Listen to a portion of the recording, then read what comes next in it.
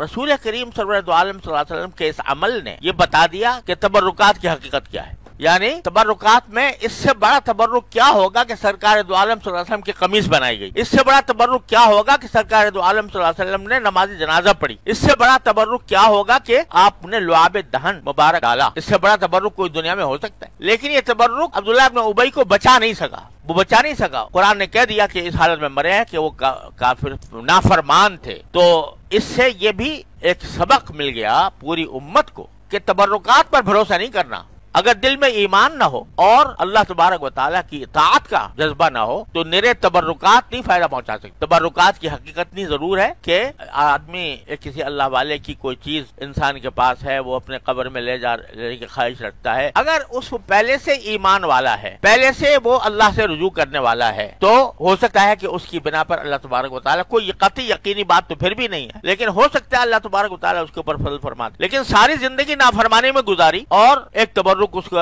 कब्र में रख दिया गया और वो जन्नती हो गया, ये नहीं हो सकता। ये सबक बहुत बड़ा इस वाक़े ने दे दिया पूरी उम्मत के लिए कि तबर्रुकात की भी एक हद है। तबर्रुकात का हासिल सिर्फ इतना है कि ईमान और अमल सालेह। और यहाँ मुझे एक और नुक्ता समझ में आता है कि कुरान करीम ने जब यह कहा कि इनमें से किसी पर नमाज जनाजा न पढ़ना और कब्र पे भी मत खड़े होना, वजह पहले बताई, इन्नहुम कफरू बिल्लाहि व रसूलिही। वजह यह है कि इन्होंने अल्लाह उसके रसूल के साथ कुफ्र का रवैया इख्तियार किया है, ये वजह बताई। आगे जो लफ्ज़ है वो मातू वहुम फासिकून, और इस हालत में मरे हैं कि वो नाफरमान थे।